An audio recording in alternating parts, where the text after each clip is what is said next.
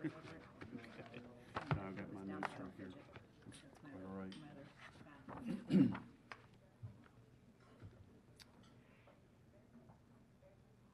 Tom and Wink, I'll take my cue from you when you're ready.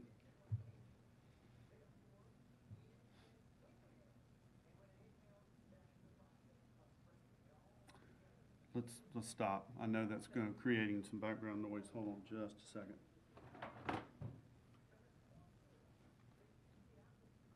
It actually worked.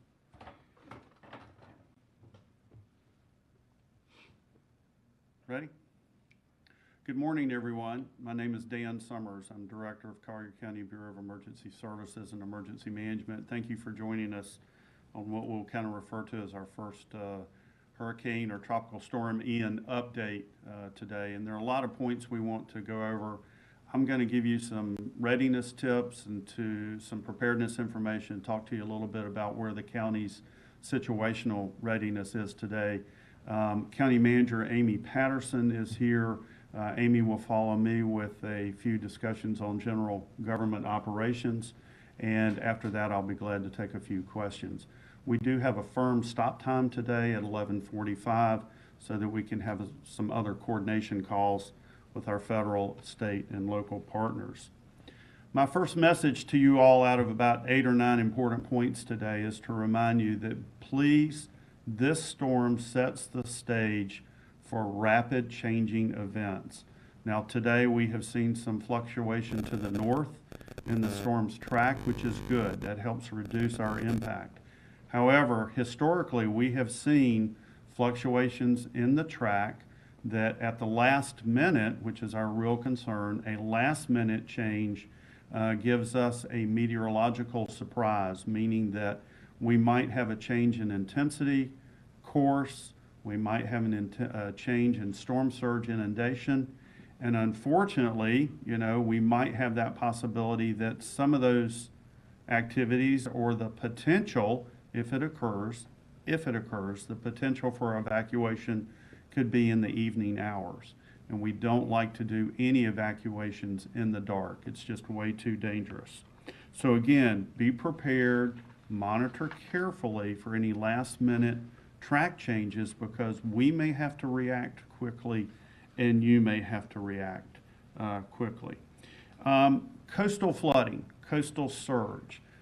Everyone knows, and you look at the map here, you know that we're subject to storm surge inundation.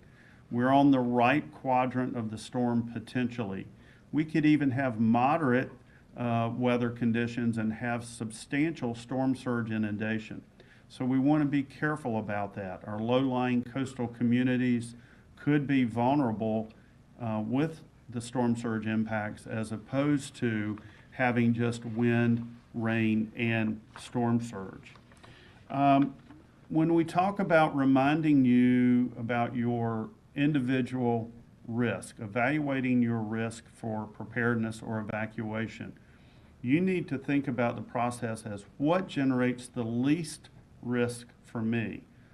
Driving too far might be risky. Going inland with family or friends or even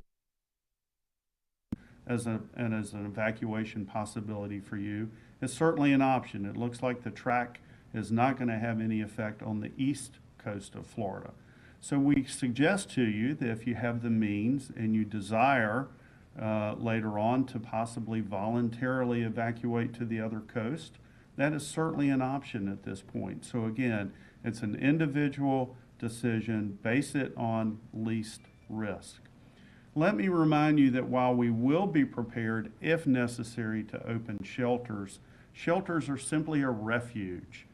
They are not the most comfortable place. They are typically our school buildings. You will need to bring bedding, food, medicines, games for the kids, quiet games for the kids.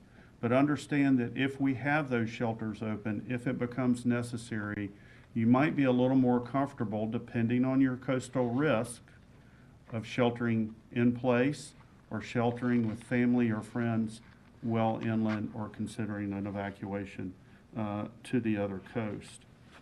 Timing. Right now, the timing is in our favor. We've gained a little bit of time Not as worried as much about Monday as possibly as to what Tuesday might bring us in this storm track. It's my experience that when we see this storm cross Cuba, then we'll have a much better handle on what the ultimate track is going to be and what protective actions we might need to take. But unfortunately, that does not provide us a lot of time. So again, we want to stress to you to certainly be ready. We have a lot of folks that are new to our community, and this may be their first hurricane event since Hurricane Irma. And we have a lot of information available to you. We encourage you to visit our websites. collierem.org is a shortcut to the county's emergency management page. Our county's homepage at colliercountyfl.gov has all the general government information. And while we have not yet activated our emergency website, keep that website handy, because if we escalate our emergency conditions, we'll put additional information, emergency information, on our colliercountyfl.gov website. Communications and notification is so very important.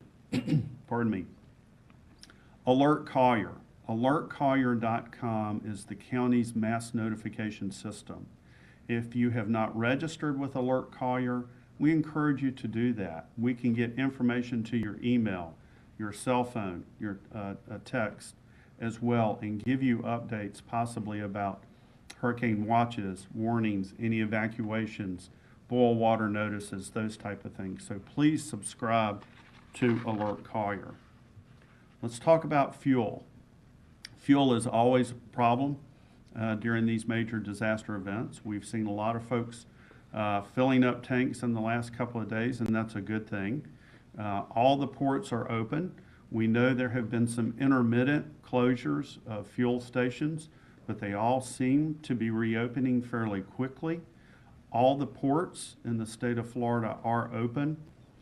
My office, the Florida Division of Emergency Management, is working with the Florida Retail Fuel and Distributors Association to ensure that the truck traffic that brings our tankers is well underway, and we're not aware of any challenges at the ports today.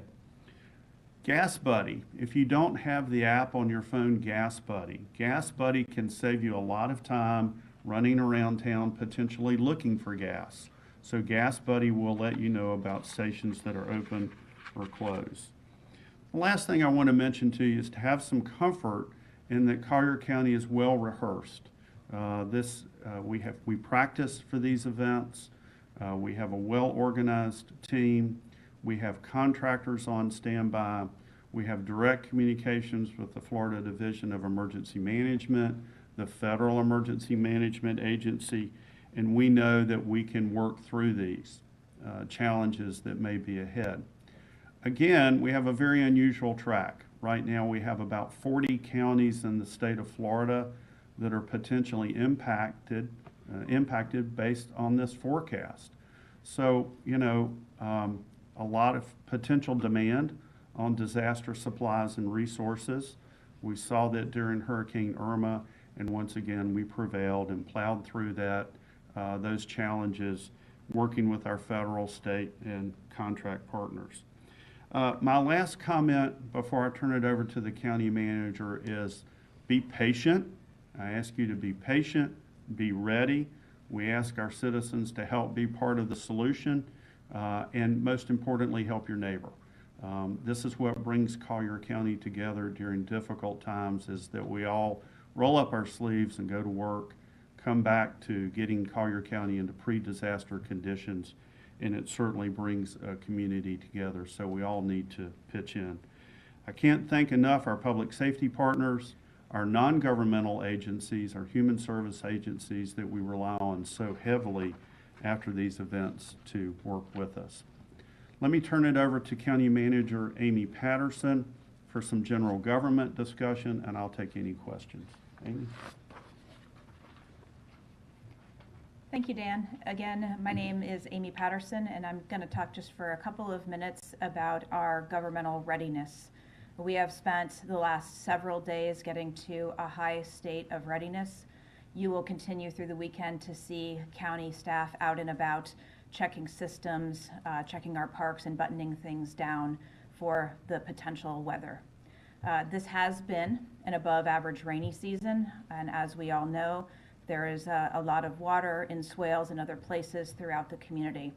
We're encouraging residents to observe their stormwater management systems, be that a managed system within an HOA, or if you have a roadside swale system or other type of stormwater management system.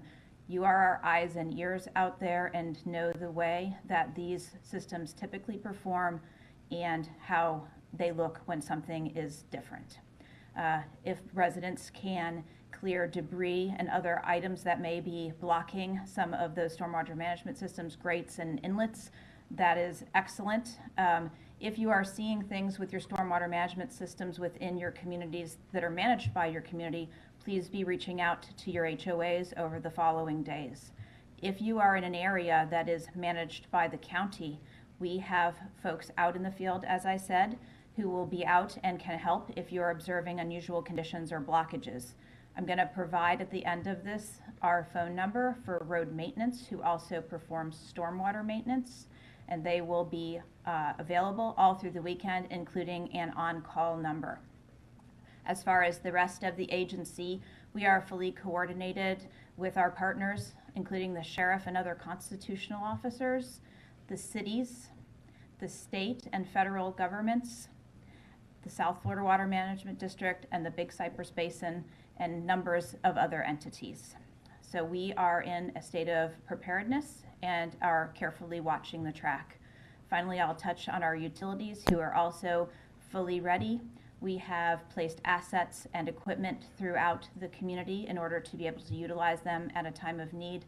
We're fully fueled, including our generators, and we are partnered with our disaster contractors should they need to be deployed.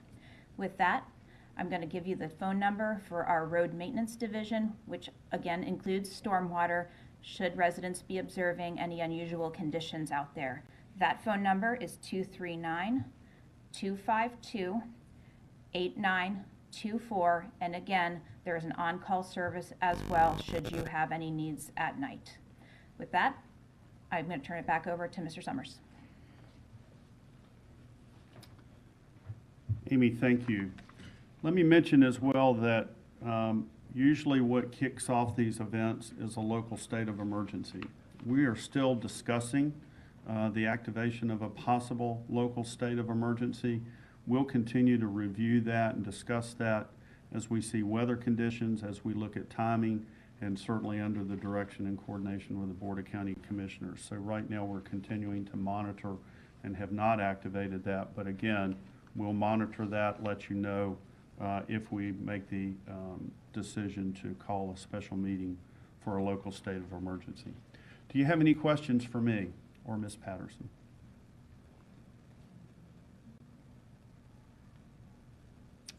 Thank you very much for coming. Thank you to our signers today, and stay in touch, and we will be in touch. Thank you.